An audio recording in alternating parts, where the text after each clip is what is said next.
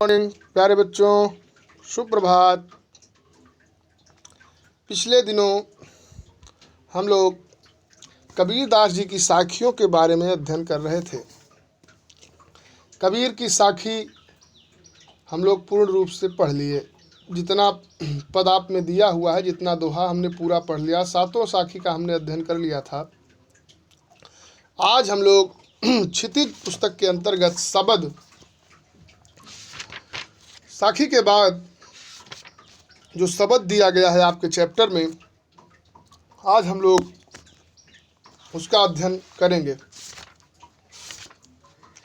साखी, शबद और रामायणी, ये इनकी तीनों रचनाएं हैं, जिसमें कबीर दास ने अपने रचनाओं में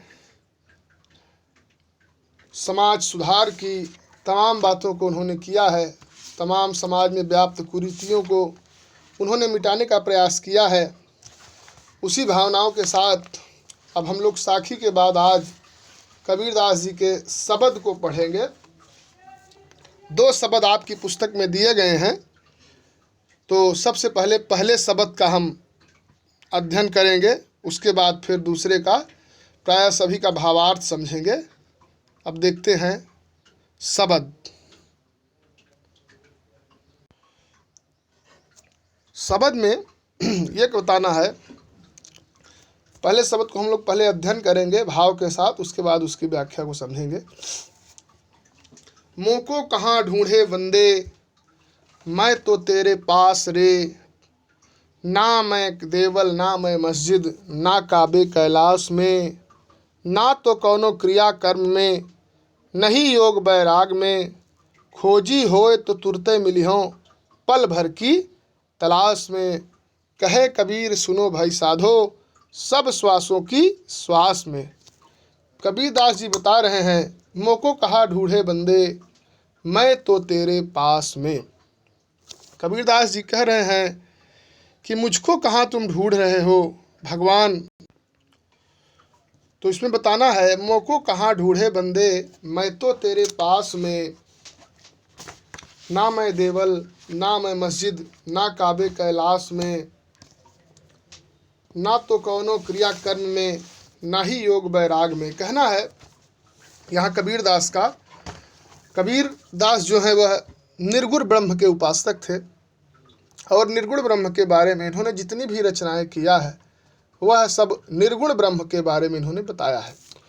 तो निर्गुण ब्रह्म अपनी वास्तविक पहचान बताते हुए कह रहे हैं, जो इनके ब्रह्म हैं, कि मोको कहाँ ढूंढे मैं बंदे, मैं तो तेरे पास में। कहा जाता है कि आत्मा में सभी के ईश्वर विराजमान होता है।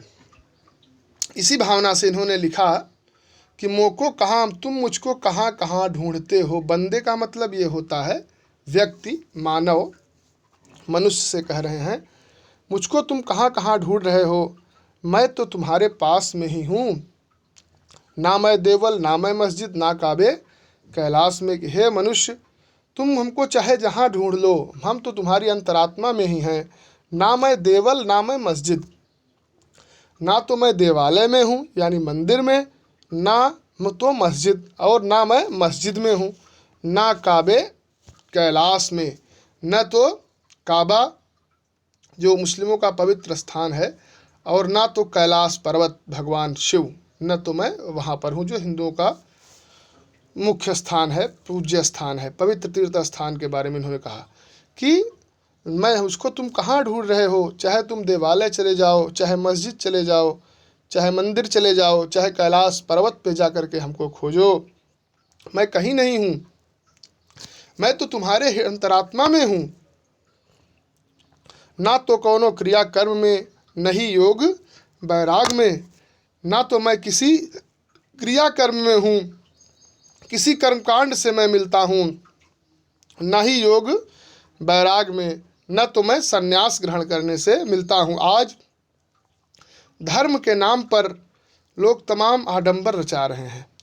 जैसे कोई योग कर रहा है, कोई भी कुछ कर रहा है, कोई कहीं मस्जिद में बैठकर, कोई मंदिर में बैठकर भगवान के नाम पर तमाम तरीके के धर्म में व्यापार हो रहा है। ऐसा नहीं होना चाहिए। ईश्वर का कहना है कि किसी भी पाखंड करने से, कोई भी ढोंग रचाने से हम आपको नहीं मिलेंगे। अगर खोजी होए तो तुरंत मिली हो पल भर की तलाश में। अगर खोजी होए यानी खोजने वाला हो, सच्चा भक्त हो, तो मैं उसको तुरंत मिल जाऊंगा पल भर की तलाश में। केवल मात्र पल भर की याद करे, अगर वह याद करे तो मैं तुमको उसको तुरंत, मेरे अगर पवित्रता से हमको वह याद करे तो मैं तुरंत उसको मैं मिल जाऊंगा। कहे कबीर सुनो भाई साधो, सब श्वासों की श्वास में। कबीरदास जी कह रहे हैं कि हे साधो, हे सज्जन, हे मानव सुनो, मैं सभी श्वासों की श्वास में, मैं उस साधक की पल भर की खोज में उपस्थित हो जाता हूँ और मैं उसकी हर श्वास में हूँ। यानी हर श्वासों की श्वास का मतलब ये हुआ कि प्रत्येक व्यक्ति के जीवन में सांसों के रूप में विद्यमान है। जैसे व्यक्ति सांस लेता है, बिना सांस के वह नहीं रह पाता, उसी तरीके से मैं हर आदमी के अंतरात्मा में बसता हूँ। इसलिए तुम ईश्वर को खोजना चाहते हो तो उसे अपने अंदर खोजो, ईश्वर को बाहर खोजना व्यर्थ है। कहीं मस्जिद जाने की ज़रूरत नहीं, कहीं मंदिर जाने की ज़रूरत नहीं, कहीं देवालय जाने की ज़रूरत नहीं। केवल अगर आवश्यकता है तो उसको अपने अंतरात्मा में खोजने की, सच्चे हृदय से खोजने की, सच्चे हृदय में सच्चे भावनाओं के साथ अगर आप भगवान को खोजेंगे तो आपको ईश्वर को मिलने में तनिक भी समय नहीं लगेगा, परंतु आपके भाव अच्छे होने चाहिए। यही इन्होंने यहाँ पर बताया है।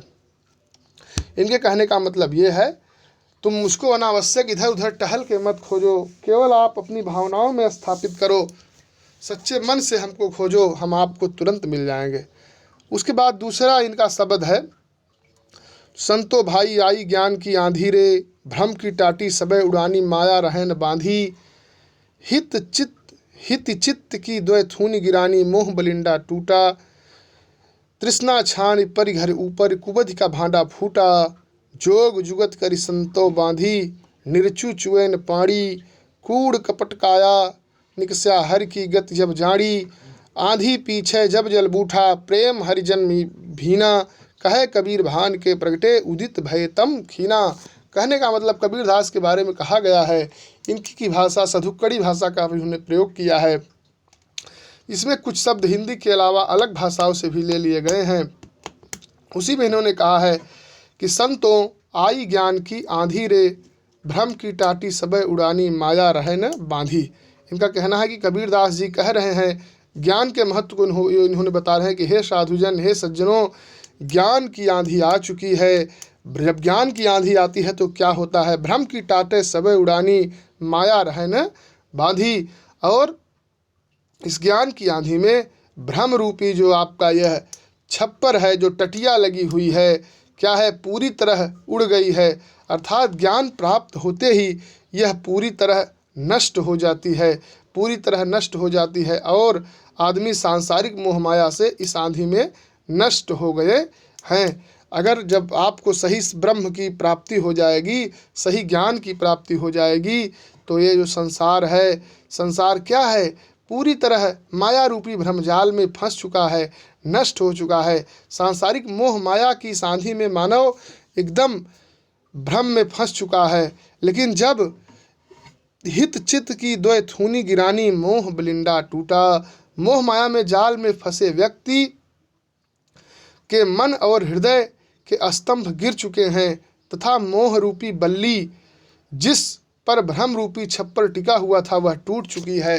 कह रहे हैं ज्ञान मिलने के बाद क्या होता है कि मोह रूपी बल्ली, यानी जैसे मोह रूपी बल्ली का मतलब ये है जो जिस बल्ली पर वह छप्पर टिका हुआ रहता है उसको उन्होंने मोह के रूप में बताया है। तृष्णा छानी परि घर ऊपर कुबध का बांधा फूटा। तृष्णा छान का मतलब ये होता है तृष्णाएं, इच्छाओं को जान करके कुबध का बांधा फूटा। क्या हुआ, तृष्णा रूपी छप्पर जो शरीर के रूप में, घर के रूप में पड़ा हुआ है, वह भी इस ज्ञान की आंधी में क्या हो गया, उड़ गया है। कुबध का बांधा फूटा, यानी कुबुद्धि का जो भांडा है, कुबुद्धि का जो घड़ा है, वह क्या हो गया, भांडा फूट गया, उसका जो भेद है वह क्या हो गया, खुल गया। जोग जुगत कर संतो बांधी निरचु चुएन पाड़ी। ज्ञान की संपर्क में आने के बाद भेद खुल जाता है और उसके सामने कोई टिक नहीं पाता ज्ञान के सम्मुख। संतों ने योग साधना से उस छप्पर को पुनः बांधने का प्रयास किया। यह भ्रम रहित छप्पर ऐसा है जिससे एक बूंद भी पानी नहीं टपक सकता है। यानी संतों ने योग के माध्यम से, वैराग के माध्यम से क्या प्रयास किया कि निरचु चुएन पाड़ी, जो उस पर एक टटिया उन्होंने बांधा है, एक छप्पर उन्होंने बांधा है जिससे कि एक बूंद भी पानी नहीं टपक सकता। यानी कोई भी भ्रम के जाल में नहीं फंस सकते। शरीर से कूड़ कपट काया का निक्स्या हर की गति जब जाड़ी। जब शरीर से कूड़ा या गंदगी रूपी कपट या बुराइयां तक निकल गई तो प्रभु या परमात्मा की वास्तविक गति संतों ने जान लिया। जब आपके शरीर से कपट रूपी गंदगी, मोह माया का जो जंजाल है, आप छल कपट जब अपने मन की भावनाओं से आप निकाल देंगे तो क्या होगा, हर की गत जब जानी, जब आप तभी आप हरि की गत को जान सकते हैं। जब हरि की गत को आपने जान लिया तो क्या हुआ, आपके शरीर से कूड़ा कपट यानी तमाम बुराइयां ये शरीर से आपके निकल जाती हैं। आंधी पीछे जो जल बूठा, प्रेम हरिजन भीना, कहें कबीर भान के प्रगटे उदित भयातम खीना। कह रहे हैं कि प्रभु या इस ज्ञान की आंधी के पश्चात जब भ्रम आदमी का समाप्त हो जाता है, आंधी पीछे जो जल बूठा, तो प्रेम एवं भक्त रूपी वर्षा में भक्त परमात्मा के अपार स्नेह से भीग गए। क्या हो गया कि परमात्मा प्रेम हरिजन भीखा, भगवान के प्रेम रूपी जल से यह आदमी क्या हो जाता है, भीग जाता है। कहे कबीर भ्रान के उगटे प्रगटे उदित भयातम खीना। कबीरदास जी कह रहे हैं, भान का मतलब भानु यहाँ से इनका है, भान का मतलब कहने का है यहाँ पर है सूर्य से। कहें कबीर भान के उपटे, कबीरदास जी कह रहे हैं सूर्य के उदय होने पर अज्ञान रूपी संसार में अंधकार कहीं टिक नहीं सका, अर्थात ज्ञान की प्राप्ति के पश्चात संपूर्ण भ्रम एवं सांसारिक मोहमाया से मुक्त होकर भक्त परमात्मा में लीन हो गया। भक्त कहाँ लीन हो गया, परमात्मा में लीन हो गया। मोको कहा, आइए एक बार फिर से देख लेते हैं। संतो आई ज्ञान की, संतो भाई आई ज्ञान की आंधी रे, हे संतो ज्ञान की आंधी चली हुई है। संत जी कबीरदास जी ज्ञान के महत्व को बताते हुए कह रहे हैं कि हे सावजन, ज्ञान रूपी आंधी आ चुकी है। जब ज्ञान आ जाता है तो क्या क्या स्थितियां बनती है। भ्रम की टाटे सबे उड़ानी, माया रहन बांधी। जो भ्रम रूपी छप्पर है वह पूरी तरह उड़ गया, अर्थात ज्ञान प्राप्त होते ही भ्रम क्या हो जाता है, वह नष्ट हो जाता है और व्यक्ति सांसारिक मोहमाया की इस आंधी में नष्ट हो गए हैं।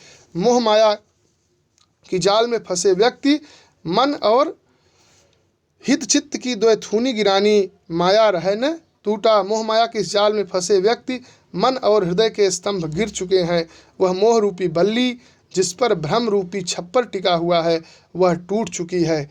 मोह रूपी बल्ली यानी जो आपको मोह है, उसी मोह रूपी बल्ली का मतलब है आपको जो एक दूसरे से प्रेम है, लगाव है, लालच है, वो क्या है, एक बल्ली के रूप में देखी गई। उस पर क्या टिका हुआ है, मोह बलिंदा टूटा। जो ऊपर छप्पर लगा हुआ है वह क्या हो जाता है, टूट जाता है। तृष्णा छांड पर घर ऊपर कुबित का बांधा फूटा। तृष्णा का मतलब इच्छा, तृष्णा जान करके, तृष्णा जान पर घर ऊपर कुबुध का बांधा फूटा।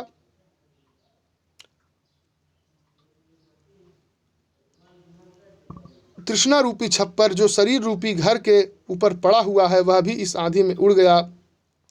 जोग जुगत कर संतो बांधी, निरचु चुएन पाड़ी। ज्ञान की आंधी में संपर्क में आने पर अज्ञानता का भेद खुल जाता है और ज्ञान की आंधी के सम्मुख कोई टिक नहीं पाता। संतों ने योग साधना से उस छप्पर को पुनः बांधने का प्रयास किया। यह भ्रम रहित छप्पर ऐसा है जिससे कि एक बूंद भी पानी नहीं टपक सकता है। जो कूड़ कपट काया का निक्सा हर की गत जब जानी। हर की गत यानी भगवान के बारे में, प्रभु के बारे में जब हमने जाना तो हमारे शरीर का कूड़ा कपट, हमारे काया का कूड़ा कपट क्या हो गया, जो है कपट रूपी जो कूड़ा है हमारी शरीर में, यह निकल जाता है, यह निकल गया। फिर जब हमने भगवान की गति को जानी, आंधी पीछे जो जल बूठा, प्रेम हरिजन भीना। आंधी पीछे जो जल बूठा, प्रेम हरिजन भीना। और उसी के बाद जब ज्ञान की आंधी के पश्चात जब भ्रम समाप्त हो जाता है, तो प्रेम एवं भक्ति रूपी वर्षा में भक्त परमात्मा के ऊपर स्नेह से भीग जाता है। परमात्मा के स्नेह से क्या हो जाता है? भक्त भीग जाता है। जब परमात्मा रूपी जल जो वर्षा जब होती है, तो व्यक्ति उसी से क्या हो जाता है? भीग जाता है। प्रेम एवं भक्ति रूपी वर्षा में भक्त परमात्मा के अपार स्नेह से भीग उठे। जब ज्ञान की आंधी चली और कहे कबीर भान के प्रगटे, उदित भया तम खीना। कबीरदास जी कह रहे हैं, भक्ति के रस में डूबने के पश्चात जब ज्ञान रूपी सूर्य का उदय हुआ, तो अज्ञान रूपी अंधकार कहीं टिक न सका। अर्थात ज्ञान की प्राप्ति के पश्चात संपूर्ण भ्रम एवं सांसारिक मोह माया से मुक्त होकर भक्त परमात्मा में लीन हो गया।